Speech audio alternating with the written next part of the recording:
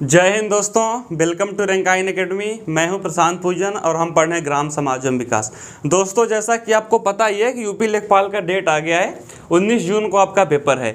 उसी क्रम में हम ग्राम समाज एवं विकास को प्रॉपर तरीके से कंप्लीट कर रहे हैं।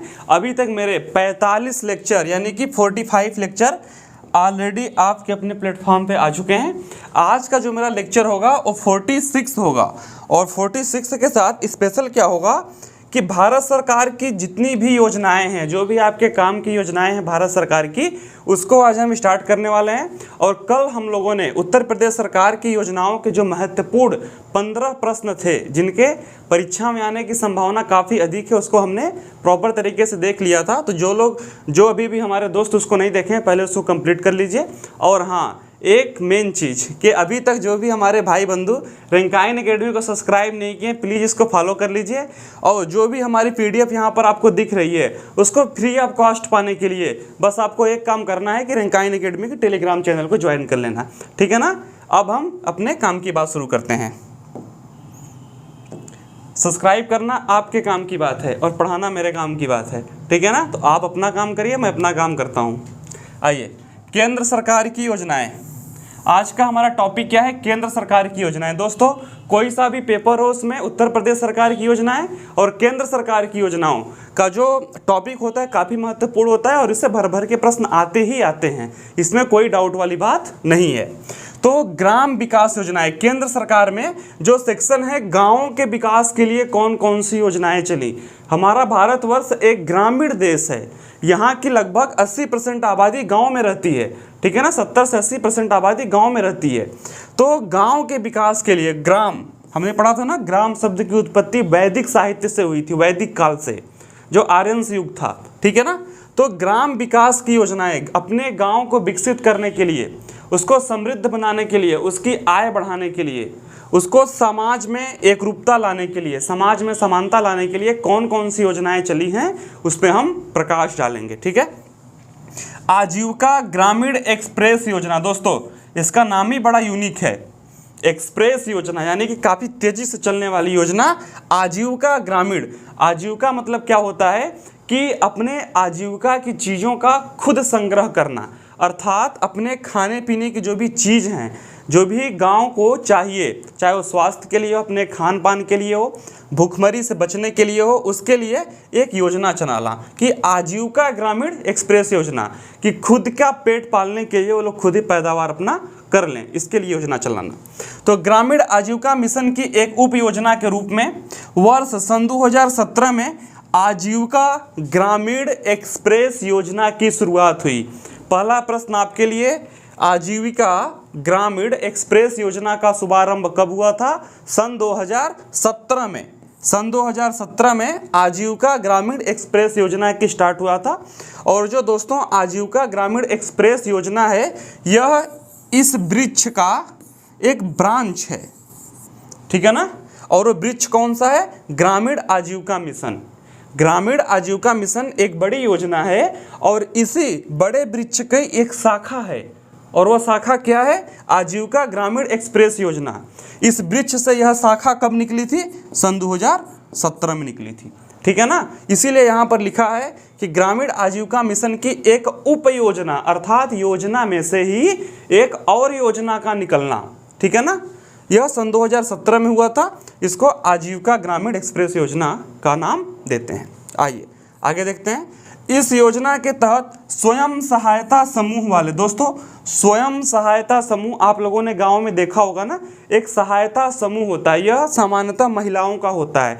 10, 15, 20 महिलाएं एक अपना ग्रुप बनाती हैं और काम करती हैं, ठीक है ना। एक स्वयं सहायता समूह भी होता है जहां पर लोन भी मिलता है, जहां पर ऋण भी मिलता है। इस तरीके का जो समूह है वह गाँव में देखा जाता है, ठीक है। पिछड़े इलाकों में सड़क परिवहन की व्यवस्था, जो हमारे दूर दराज के गांव हैं, जो हमारे भारतवर्ष के दूर दराज के गांव हैं, दूर दराज कहने का तात्पर्य क्या है कि जो शहर से काफ़ी दूर हैं, पहाड़ी इलाकों में हैं, जंगल के आसपास हैं, उनमें सड़क परिवहन की व्यवस्था को संचालित करने का प्रावधान किया गया। दोस्तों, ग्रामीण आजीविका मिशन की जो एक यहाँ पे उप योजना है, आजीविका ग्रामीण एक्सप्रेस योजना, इसका मेन तात्पर्य क्या है कि सड़क परिवहन की व्यवस्था करना कि जो हमारे देश का सबसे आखिरी गांव हो, चाहे वो पहाड़ में हो, चाहे वो बर्फीले एरिए में हो, चाहे वो रेगिस्तान में हो, चाहे वो जंगल में हो, चाहे वो कितने भी दुर्गम इलाके में हो, सड़क परिवहन की व्यवस्था करना कि वहाँ पर ऐसी सड़क बनाना कि वहाँ पर परिवहन यानी कि बस हो गया, ऑटो हो गया, ठीक है ना, या फिर आपकी बाइक ही क्यों न हो गई, कि प्रॉपर तरीके से लोग आवागमन आने जाने की व्यवस्था वहाँ पर कर सकें। इस योजना का एक प्रमुख लक्ष्य था। ठीक है, आइए आगे बात करते हैं। योजना के तहत समुदायों की निगरानी की जाएगी, किफ़ायती ग्रामीण परिवहन सेवा उपलब्ध कराई जाएगी। दोस्तों, किफ़ायती मतलब क्या होता है कि कम पैसे में, ऐसा नहीं है कि आपको 10 किलोमीटर जाना हो और बोल दे कि भैया बड़ा ही दुर्गम इलाका है, पहाड़ है, जंगल है, सड़क अच्छी नहीं है, 10,000 रुपये दोगे तो जाऊंगा। बात समझ में आई ना? ऐसा भी नहीं है स्टूडेंट। यहाँ पर क्या है कि किफ़ायती ग्रामीण परिवहन सेवा योजना उपलब्ध करवाई जाएगी कि 10 किलोमीटर है तो लगभग 25 रुपये में आपको छोड़ दिया जाएगा। ठीक है ना, 40 किलोमीटर है तो 50 से 60 रुपये लगेगा, 150 किलोमीटर है तो 120 से 130 रुपये लगेंगे। यानी कि जो एक बेसिक प्राइस रखा गया है परिवहन का, उतने में ही किफ़ायती सड़क परिवहन आपको उपलब्ध कराया जाएगा। स्टूडेंट, इसके साथ क्या है यहाँ पर, इसके साथ ही मूलभूत सुविधाएं, जो बेसिक चीज़ें होती हैं गाँव के लिए, गाँव में यदि कोई व्यक्ति रह रहा है तो उसके लिए जो मूलभूत सुविधाएँ होती हैं, चाहे वो शिक्षा हो गया, चाहे वो स्वास्थ्य हो गया, चाहे वो पेयजल हो गया, चाहे वो सड़क परिवहन हो गया, चाहे वो अच्छी खाद्य पदार्थ हो गया, ठीक है ना, इस तरीके की बाजार, शिक्षा तथा स्वास्थ्य, इन सब बातों का इसको बोलते हैं मूलभूत सुविधा। दूर दराज के गांवों को जोड़ा जाएगा और पिछड़े ग्रामीण क्षेत्रों का समग्र रूप से आर्थिक विकास करने का लक्ष्य रखा गया है। स्टूडेंट, यहाँ पर हमने देख लिया कि मूलभूत सुविधाएं जो भी एक गांव के लिए चाहिए, चाहे वो बाजार के रूप में हो कि वह अपनी वस्तुओं को जो वह पैदा कर रहे हैं उसको बेच सकें, या फिर जिन वस्तुओं को उनकी ज़रूरत है उसको खरीद सकें, एजुकेशन उनके लिए वहाँ पर स्कूल खुल सके, हॉस्पिटल हो, इस तरीके की योजनाएं गांव में उसको प्रॉपर तरीके से उपलब्ध करवाया जाएगा। इस योजना का एक प्रमुख लक्ष्य है।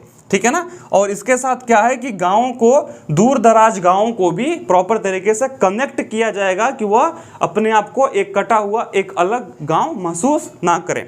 और उसके साथ क्या है कि आर्थिक विकास करने का लक्ष्य रखा गया। दोस्तों, आर्थिक विकास का तात्पर्य क्या है कि आर्थिक विकास करना अर्थात कि उनकी जो इनकम है, आर्थिक मतलब होता है इनकम, अर्थशास्त्र हम पढ़ते हैं ना, इकोनॉमी। मैं आपको एक इन्फॉर्मेशन यहाँ पे देना चाहता हूँ कि जैसे ही ग्राम समाज में विकास खत्म होगा, अर्थशास्त्र की प्रॉपर तरीके से एकदम धांसू वीडियो आपके रंकायन एकेडमी पे आने वाली है। मैं खुद उसको पढ़ाऊंगा, यानी कि इकोनॉमी में जिस बच्चे को ई भी नहीं आता उसको मैं जेड तक सिखाऊंगा उसमें। ठीक है ना, तो जैसे ही हमारा ग्राम समाज खत्म होगा, इकोनॉमी की सारी क्लास आपको यहाँ पर कराई जाएगी, जो कि काफ़ी टफ भी होता है। ठीक है ना, लेकिन काफ़ी आसान भाषा में आपको पढ़ाया जाएगा। तो आर्थिक विकास करने का लक्ष्य रखा गया है कि लोगों को इस तरीके की व्यवस्था वहाँ पे की जाए कि वह पैसा वैसा भी अपना गांव में ही जो है इनकम कर सकें। ठीक है दोस्तों, इसके बाद पढ़ते हैं श्यामा प्रसाद मुखर्जी रूर्बन मिशन। ठीक है ना, श्यामा प्रसाद मुखर्जी रूर्बन मिशन, इसके तहत क्या होगा, आप लोगों ने श्यामा प्रसाद मुखर्जी का नाम तो सुना ही होगा।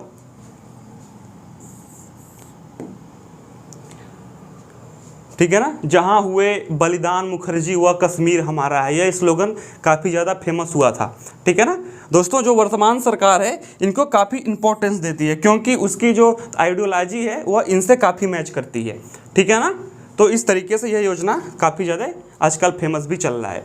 देखिए, ये सब चीज़ें आपको समझना चाहिए कि चल क्या रहा है, जो चल रहा है वहीं आएगा, जो दिखता है वहीं बिकता भी है। ठीक है ना, तो श्यामा प्रसाद मुखर्जी रूर्बन मिशन का आरंभ कब हुआ था? 16 अगस्त सन 2015 को सरकार द्वारा किया गया था। और दोस्तों, यहाँ पर श्यामा प्रसाद मुखर्जी जो मिशन है, इसकी जो इसकी शुरुआत हुई थी, जो यह स्टार्ट हुआ था, यह 16 अगस्त सन 2015 को सरकार द्वारा इसको स्टार्ट किया गया था। इस मिशन का लक्ष्य क्या है कि 300 ग्रामीण क्लस्टर को वर्ष सन 2020 तक स्थापित करना। दोस्तों, यहाँ पर क्या है कि श्यामा प्रसाद मुखर्जी मिशन योजना का जो शुभारंभ हुआ था 16 अगस्त सन 2015 को हुआ था। इसका लक्ष्य क्या है कि हमारे ग्रामीण क्षेत्रों में 300 क्लस्टर बनाना। क्लस्टर का मतलब क्या होता है दोस्तों, कि एक क्षेत्र को एक रूप में विकसित करना। जैसे मैं बोल दूं कि यह पूर्वांचल का क्षेत्र है तो वहाँ की मिट्टी, वहाँ का पैदावार, वहाँ की आर्थिक स्थिति एक तरीके से होगी। मैं बोल दिया कि यह रुहेलखंड है, मैं बोल दिया कि पश्चिमी उत्तर प्रदेश है, गन्ना का उत्पादन यहाँ पे ज़्यादा होता है, ठीक है ना। मैं बोल दिया कि अब पूर्वांचल है, यहाँ पर गेहूं की पैदावार ज़्यादा होती है। तो इस प्रकार को यानी कि क्लस्टर को एक क्षेत्र या फिर एक जोड़ा भी बोल सकते हैं।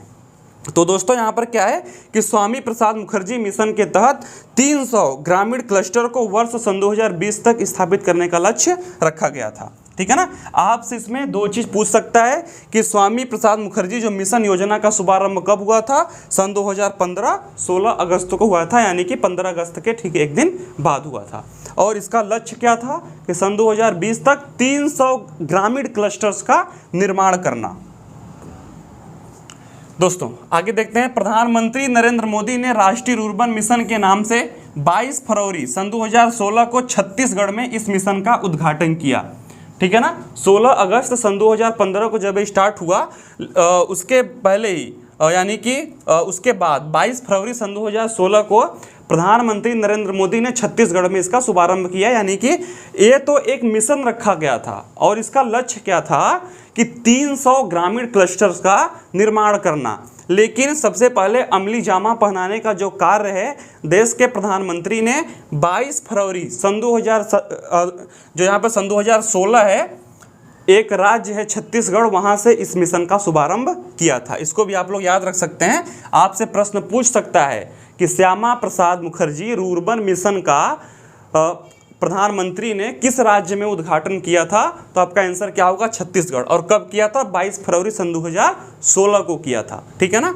तो स्टूडेंट यहाँ पर देखते हैं हम कि श्यामा प्रसाद मुखर्जी रुर्बन मिशन के अंतर्गत सरकारी और निजी भागीदारी के तहत, दोस्तों सरकारी मतलब क्या होता है कि गवर्नमेंट का, जैसे मान लीजिए कि हम किसी ऐसी संस्था में कार्य करते हैं कि आपका जैसे सपोज करिए लेखपाल में सिलेक्शन हो गया, तो आप एक सरकारी कामकार हो गए, आप एक सरकारी व्यक्ति हो गए। आपका जो कार्य करने का ढंग होगा, तरीका होगा, टाइमिंग होगी, वो अकॉर्डिंग टू रूल होगा।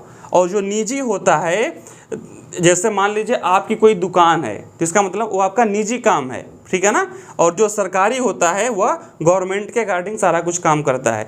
10 बजे आना है तो उसको 10 बजे आना ही होगा, 6 बजे से पहले नहीं जाना है तो वह नहीं जाएगा, ठीक है ना। अब वो भाग जाए बात अलग है, लेकिन नियम के अनुसार ऐसा ही है। लेकिन निजी है तो जब आपका मन किया बंद किया शटर और निकल गए घर।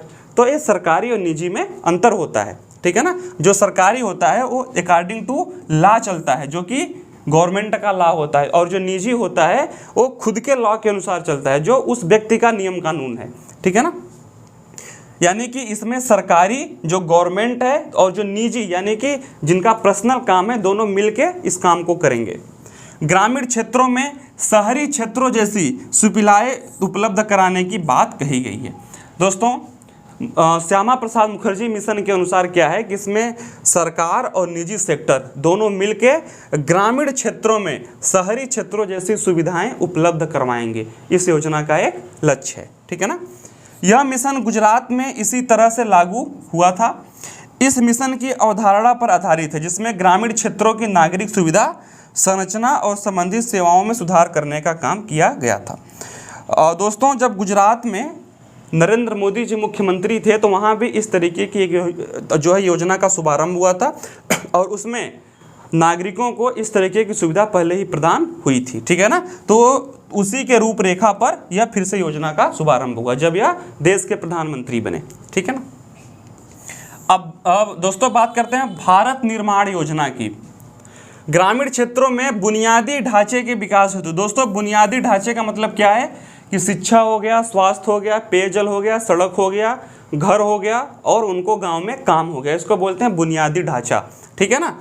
बुनियादी ढांचे के विकास हेतु ग्रामीण विकास मंत्रालय द्वारा, यह लाइन आपके लिए इंपॉर्टेंट है कि भारत निर्माण योजना कौन से मंत्रालय के अंतर्गत आती है, तो आपको पता होना चाहिए कि भारत सरकार में एक मंत्रालय है ग्रामीण विकास मंत्रालय। गांव को विकसित करने के लिए, गांव को और अच्छा करने के लिए एक मंत्रालय है ग्रामीण विकास मंत्रालय, उसके द्वारा भारत निर्माण योजना का शुभारंभ हुआ था। और यह कब हुआ था दोस्तों? 16 दिसंबर सन 2005 को हुआ था, ठीक है ना। अब इसके आगे बात करते हैं। यह एक संबंध योजना है जो मुख्य रूप से 6 क्षेत्रों पर ध्यान देती है। अब वो 6 क्षेत्र कौन से हैं आपको देखना है। जैसा कि मैंने पहले भी था बताया, सड़क, बिजली, पानी, शुद्ध पानी, और जो गांव में खेती होती है उसके लिए पानी, दूरसंचार और ग्रामीण क्षेत्र, ठीक है ना। इस तरीके में यानी कि एक यहाँ पे आवास, जैसे मैंने बोला था ना, घर उपलब्ध करवाने के लिए सड़क, बिजली, पानी, सिंचाई, दूरसंचार और ग्रामीण क्षेत्रों में आवास प्रमुख है। भारत निर्माण योजना जो है वो गांव के बुनियादी ढांचे को विकसित करने के लिए, अच्छा करने के उद्देश्य से चलाई गई थी। इसका शुभारंभ 16 दिसंबर सन 2005 को हुआ था। ग्रामीण विकास मंत्रालय के द्वारा यह योजना संचालित होती है, यानी कि कार्य करती है, और गांव के 6 प्रमुख क्षेत्रों में यह योजना कार्य करती है। और वह 6 प्रमुख क्षेत्र कौन से हैं? सड़क, बिजली, पानी और सिंचाई के लिए पानी, दूरसंचार जो होता है टेलीकॉम यानी कि फ़ोन ऑन करना, उसकी कनेक्टिविटी पे काम करना, और ग्रामीण क्षेत्रों में आवास, आवास अर्थात घर, ठीक है ना। इसकी उपलब्धता को सुनिश्चित करना इस योजना का प्रमुख लक्ष्य है। अब दोस्तों बात करते हैं प्रधानमंत्री आदर्श ग्राम योजना। इसकी शुरुआत सन 2009 और 10 के बीच में हुई थी, ठीक है ना। तो प्रधानमंत्री आदर्श ग्राम योजना PMAJY इसका इंग्लिश नेम का शॉर्ट फॉर्म है। वर्ष सन 2009-10 के दौरान सामाजिक न्याय और अधिकारिता मंत्रालय, इसको आप लोग याद करना है कि प्रधानमंत्री आदर्श ग्राम योजना कौन से मंत्रालय के अंतर्गत कार्य करती है, तो सामाजिक न्याय और अधिकारिता मंत्रालय द्वारा स्टार्ट हुई थी। ये यदि प्रश्न आ गया तो मेरा मानना है कि यह वही बच्चा सही कर पाएगा जो पढ़ के गया होगा। ग्राम योजना है, ठीक है ना, आदर्श ग्राम योजना है, और जो इसका शुभारंभ कौन सा मंत्रालय किया है? सामाजिक न्याय और अधिकारिता मंत्रालय, ठीक है। भारत सरकार द्वारा इसे एक पायलट कार्यक्रम के आधार पर स्टार्ट किया गया था, ठीक है ना, यानी कि इसको लॉन्च जो है इसको किया गया था।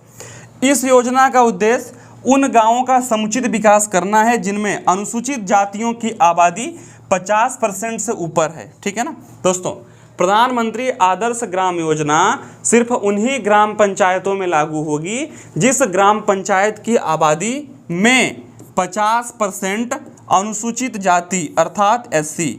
सपोज करिए कि आपकी ग्राम पंचायत में 1000 लोग निवास करते हैं, ठीक है ना। आपकी एक ग्राम पंचायत है, उसमें 1000 लोग रहते हैं, ठीक है। आपके यदि ग्राम पंचायत में 500 से अधिक अनुसूचित जाति के भाई बंधु हैं तो उसी गांव में ही प्रधानमंत्री आदर्श ग्राम योजना जो है लागू होगी, ठीक है ना। और जो भी इसके विकास कार्यक्रम हैं वह सिर्फ उन्हीं गांव में अप्लाई होंगे। यह योजना प्रारंभ में 5 राज्यों तमिलनाडु, राजस्थान, बिहार, हिमाचल प्रदेश, ठीक है ना, और असम में स्टार्ट हुई थी। दोस्तों प्रधानमंत्री आदर्श ग्राम योजना जब स्टार्ट हुई तो सबसे पहले 5 राज्यों में स्टार्ट हुई, ठीक है ना। तो और वह कौन से राज्य थे? तमिलनाडु, राजस्थान, बिहार, हिमाचल प्रदेश और असम, ठीक है। और भारत सरकार वर्ष सन 2024-25 तक सभी पात्र 26,968 गाँवों को कवर करने की योजना बना रही है। इसमें आपके लिए इम्पोर्टेंट क्या है कि प्रधानमंत्री आदर्श ग्राम योजना सिर्फ उन्हीं गांवों में स्टार्ट होगी, सिर्फ उन्हीं ग्राम पंचायतों में स्टार्ट होगी जिन ग्राम पंचायतों में 50% से अधिक SC कम्युनिटी के लोग रहते हैं। दोस्तों और जो यह योजना है यह स्टार्टिंग में 5 राज्यों में स्टार्ट हुई थी, लेकिन सरकार द्वारा वर्ष सन 2024 से 25 में जितने भी पात्र ग्राम पंचायतें हैं यानी कि 26,968 उन सभी को कवर करने की योजना है। पात्र मतलब दोस्तों कि इन सभी गांव में, इन सभी पंचायतों में जो SC कम्युनिटी के लोग हैं वो 50% से ऊपर हैं, ठीक है ना। तो सन 2024 से 25 तक इन सभी गांव में, ग्राम पंचायतों में इस योजना को लागू करने का उद्देश्य रखा गया है। इन गांवों को ग्रामीण विकास एवं निर्धनता निवारण स्कीम के अंतर्गत जारी होने वाली योजना के अतिरिक्त 10 लाख रुपए दिए जाएंगे। दोस्तों जो ग्राम पंचायतों में फंड जाता है, तो जिस ग्राम पंचायत में ये प्रधानमंत्री आदर्श ग्राम योजना का शुभारंभ होगा यानी कि स्टार्ट होगा, उसको 10 लाख रुपए अतिरिक्त ग्राम पंचायत को दिए जाएंगे उसके डेवलपमेंट, उसके विकास के लिए। ठीक है ना। अब बात करते हैं हरियाली परियोजना। नाम में ही हरियाली है, हरियाली तो इसके नाम में ही है, तो इस योजना में भी हरियाली ही होगी। ठीक है ना। उसको देखते हैं। यह जल संग्रहण से संबंधित विकास योजनाओं की एक बहुआयामी योजना है। दोस्तों, हरियाली कब आएगी? जब पानी होगा। खेतों में हरियाली कब आएगी? जब उसके लिए पानी होगा। पौधा है, बड़ा होगा, उसको पानी चाहिए, तो हरियाली आएगी। ठीक है ना। जिसकी शुरुआत प्रधानमंत्री ने 27 जनवरी सन 2003 को उस समय के प्रधानमंत्री अटल बिहारी वाजपेयी ने किया था। ठीक है। ग्राम विकास मंत्रालय के अधीन इस योजना को देश के 2,32,000, ठीक है ना, वहाँ पे 2,32,000 जो हरियाली परियोजना है, ये सन 2003 में इसका शुभारंभ हुआ था और इस परियोजना के तहत 2,32,000 ग्राम पंचायतों में इसको चलाए जाने का प्रावधान था। इस परियोजना के अंतर्गत ग्रामीण क्षेत्रों के लोगों को वृक्षारोपण के पेड़ लगाओ। दोस्तों, हरियाली परियोजना के अंतर्गत एक मुहिम चलाई गई कि प्रत्येक गांव में कोई भी व्यक्ति यदि 100 पेड़ लगाता है, ठीक है ना, इस योजना का सबसे पहले टारगेट क्या था कि पेड़ लगाओ, वृक्ष लगाओ और पानी दो। एक स्लोगन बड़ा फेमस था, वृक्ष लगाओ और पानी दो। और इस योजना के तहत यदि कोई भी व्यक्ति अपने आसपास 100 पेड़ लगाता है, ठीक है ना, तो उसको अपने ग्राम पंचायत की तरफ से 100 रुपये सा देखिए नियुक्त किया जाएगा और उसे पंचायत के माध्यम से 100 रुपये प्रति माह का पारितोषिक प्रदान करने का प्रावधान था, यानी कि उसको इनाम मिलेगा। कोई भी व्यक्ति यदि 100 पेड़ लगा देगा ना, तो उसको जो उसकी ग्राम पंचायत होगी, जो उसके ग्राम प्रधान होंगे, उसको 100 रुपये महीने पारितोषिक देंगे जब तक वह उसका देखभाल करेगा। ये जो है हरियाली परियोजना का मेन लक्ष्य था कि गाँव में पेड़ लगाओ और हरियाली लाओ, और कोई भी व्यक्ति यदि 100 पेड़ से अधिक लगा दिया तो पारितोषिक दे दो उसको, यानी कि 100 रुपये प्रति माह उसको एक इनाम के रूप में दो, भाई आपने बड़ा अच्छा काम किया है। ठीक है ना दोस्तों। अब बात करते हैं राष्ट्रीय प्रदर्शन योजना की। यह एक ग्रामीण पेयजल से संबंधित ग्रामीण विकास योजना है कि जो यह पेयजल योजना है, यहाँ पर यह गांव के विकास के लिए योजना है। हम जो भी आज योजना पढ़ रहे हैं वो सारी योजना गांव के ही विकास के लिए हम पढ़ रहे हैं। ठीक है ना। इसकी शुरुआत वर्ष 1965 में भारतीय कृषि अनुसंधान द्वारा हुई थी। आपसे पूछ ले कि राष्ट्रीय प्रदर्शन योजना का शुभारंभ कब हुआ था? 1965, आज़ादी मिलने के 15 साल बाद, और भारतीय कृषि अनुसंधान मंत्रालय द्वारा इसकी शुरुआत हुई थी। इससे प्रेरित होकर भारत सरकार ने वर्ष सन 2000 और 2001 से प्रधानमंत्री ग्रामोदय योजना के 5 घटक प्राथमिक शिक्षा, प्राथमिक स्वास्थ्य, ग्रामीण आवास, ग्रामीण पेयजल तथा पोषाहार में से ग्रामीण पेयजल पर विशेष ध्यान दिया। इसको सिर्फ एक लाइन में देखना है, यह काफ़ी पुराना हो गया योजना कि 1965 में इसका शुभारंभ हुआ और भारतीय कृषि अनुसंधान द्वारा इसका जो है स्टार्ट हुआ, और इसी योजना से इंस्पायर होके सन 2000 और 2001 में जो प्रधानमंत्री थे वह पेयजल योजना पर विशेष ध्यान दिया। बस, ठीक है ना। इसको इस तरीके से देख सकते हैं। अब दोस्तों बात करते हैं सूखा आशंकित क्षेत्र कार्यक्रम। दोस्तों, हमारे प्रदेश में, हमारे देश में सूखा का बड़ा दौर रहा है कि बारिश अच्छी नहीं हुई तो कृषि अच्छी नहीं होगी, बारिश औसत से कम हुई तो क्या बोलते हैं कि अब की बार सूखा पड़ गया, यानी कि फसल अच्छी नहीं हुई।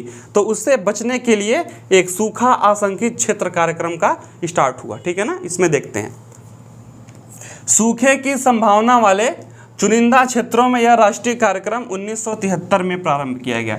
दोस्तों, भारत के जिस क्षेत्रों में सूखा पड़ता है, पानी कम, वहाँ पे जो पानी की बरसात होती है वो कम होती है, पानी यदि एक औसत से कम बारिश होती है, बारिश जो है वो यदि एक औसत से कम होगी तो जो काफ़ी फसलें जो कि बारिश की वजह से होती हैं वो नहीं होंगी। उसको हम क्या बोलते थे कि इस क्षेत्र में सूखा पड़ गया। ठीक है ना। तो ऐसे क्षेत्रों में सूखा आशंकित क्षेत्र कार्यक्रम का शुभारंभ सन 1973 में हुआ। ठीक है ना। उसमें प्रधानमंत्री कौन थी? इंदिरा गांधी। कमेंट बॉक्स में बताइएगा कार्यक्रम का उद्देश्य इन क्षेत्रों में भूमि, जल एवं अन्य प्राकृतिक संसाधनों का अनुकूलतम विकास करके पर्यावरण संतुलन को बहाल करना। दोस्तों, सूखा आशंकित क्षेत्र कार्यक्रम का जो यहाँ पे कार्यक्रम है, इसका प्रमुख लक्ष्य क्या था? भूमि, जो जमीन है और जो उसके लिए जल चाहिए, अन्य प्राकृतिक संसाधन जैसे कि मान लीजिए वहाँ पर वन हो गया, पेड़ हो गया, सड़क हो गया, ठीक है ना, का विकास करके पर्यावरण संतुलन को बहाल करना। जो पर्यावरण का बैलेंस है उसको बहाल करना कि प्रॉपर तरीके से यहाँ पर बारिश वारिश हो, ठीक है ना। कार्यक्रम हेतु वित्त की व्यवस्था केंद्र व संबंधित राज्य द्वारा 1 अप्रैल 1999 से 75-25% के अनुपात में की जाता है। इस लाइन का अर्थ काफ़ी इंपॉर्टेंट है दोस्तों। सूखा आशंकित क्षेत्र कार्यक्रम 1973 में इसकी शुरुआत हुई थी, लेकिन 1 अप्रैल 1999, ठीक है, जैसा कि आपको यहाँ पर दिख भी रहा है, से 75 और 25 के अनुपात में, अर्थात इसके लिए जो फंड आवंटित होता है, जैसे मान लीजिए कि किसी क्षेत्र पंचायत में 100 रुपये का फंड आया, तो इस 100 रुपये में 75 रुपये केंद्र सरकार देगा, जिसे हम भारत सरकार भी बोलते हैं, और जिस राज्य के जिस क्षेत्र पंचायत में इस योजना स्टार्ट हुई है 25 रुपये वहाँ की प्रदेश सरकार देगी, ठीक है ना, और 75 रुपये केंद्र सरकार देगा। तो 75 और 25 के अनुपात में इसको विभाजित किया गया है। इस चीज़ को हम यहाँ पर देख लिए, ठीक है ना दोस्तों। अब बात करते हैं, इस कार्यक्रम के अंतर्गत ब्लॉकों की पहचान करके 94 से 95 हनुमंत राव समिति की सिफारिशों पर आधार की गई। 1 अप्रैल 1999 में जो योजना स्टार्ट हुई, उस योजना की जो सिफारिश थी, हनुमंत राव समिति ने 1994 से 95 इसको बोला था कि इस तरीके से इसको इम्प्लीमेंट करो, ठीक है ना। तो आप लोग इसको देख सकते हैं। यह कार्यक्रम 1 अप्रैल 1995 से जल संभर विकास के लिए निर्धारित किए गए जो भी दिशा निर्देश थे, इसके अंतर्गत कार्य किया जा रहा है। ये सब आप इसको पढ़ सकते हैं, सब बहुत डिटेल में पढ़ाने की आवश्यकता नहीं है।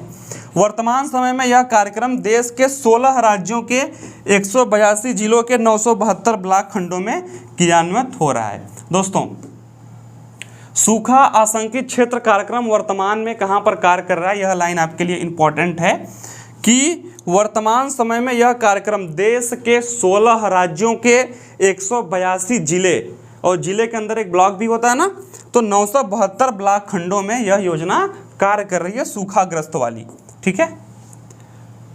अब बात करते हैं वाटर शेड प्रबंधन कार्यक्रम।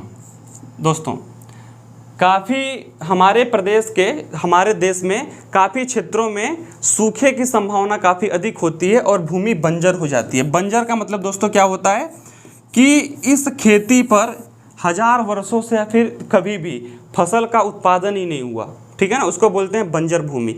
तो उसको उत्पादक भूमि कैसे बनाया जाए, उसके लिए वाटर शेड प्रबंधन कार्यक्रम का शुभारंभ हुआ था, ठीक है ना। तो भूमि के अवक्रमण और बंजर भूमि के समाधान हेतु, दोस्तों बंजर भूमि के समाधान हेतु, अर्थात ऐसी भूमि जिस पर कृषि नहीं होती, जिस पर खेती बाड़ी नहीं होती, वह बंजर पड़ा हुआ है, उसको कैसे अच्छी भूमि बनाया जाए और कैसे उस पर खेती हो, इसके लिए वाटर शेड प्रबंधन कार्यक्रम का शुभारंभ हुआ था।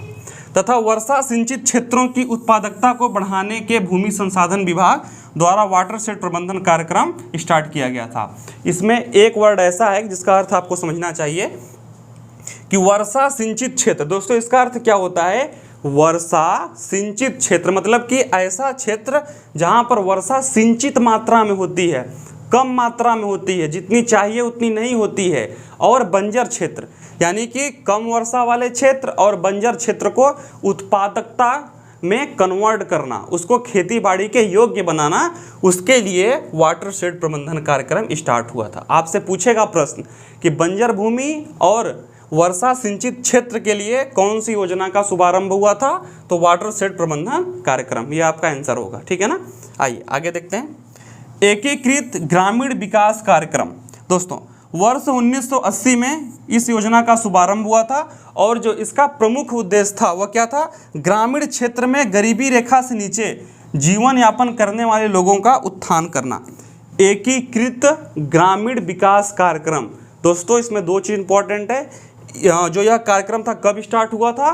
पहला पॉइंट 1980, और इस कार्यक्रम का लक्ष्य क्या था कि गरीबी रेखा से नीचे जीवन यापन करने वाले, जो बिलो पॉवर्टी वाले लोग होते हैं, ठीक है ना, जो गरीबी से, एक होती है कि उनका इतना आय है और उतनी आय के नीचे वाले गरीबी रेखा से नीचे अपना जीवन यापन करते हैं, उनका एक कार्ड वार्ड भी बनता है, ठीक है ना। तो उनके उत्थान के लिए, उनके विकास के लिए इस योजना का शुभारंभ हुआ था, ठीक है ना। इस कार्यक्रम का प्रमुख कार्य सस्ती दर पर ऋण उपलब्ध करवाना, जिसे हम लोन बोलते हैं, कि कम ब्याज दर पे उनको लोन मिलेगा जो गरीबी रेखा से नीचे अपना जीवन यापन करते हैं, ठीक है ना। रोजगार के अवसर उपलब्ध करवाना, उनके लिए कुछ काम काज का वहाँ पे प्रबंध करना। सरकारी क्षेत्रों में आरक्षण का प्रावधान करना, ठीक है ना, कि या फिर 15%, 7.5% उनको आरक्षण देना कि वह भी गवर्नमेंट जॉब में आ जाए। IRDP के परिवार के स्कूली बच्चों को आर्थिक मदद प्रदान करना, जो गरीब बच्चे हैं उनके स्कूली बच्चों को कुछ स्कॉलरशिप भी वहाँ पे प्रोवाइड करना इस योजना का एक प्रमुख लक्ष्य था। एकीकृत ग्रामीण विकास कार्यक्रम का उद्देश्य गरीबी रेखा से नीचे, इसको हमने साथ पढ़ लिया है, फिर से आ गया है, ठीक है ना। तो दोस्तों इस तरीके से हमने यहाँ पर देख लिया कि केंद्र सरकार की जो भी ग्राम विकास की योजनाएं थी, हमने उसको विस्तार से देख लिया है। और भी काफ़ी महत्वपूर्ण योजनाएं हैं, उसको हम अपने अगले में देखेंगे, जो भी हमारा अगला वीडियो आएगा। तब तक के लिए धन्यवाद।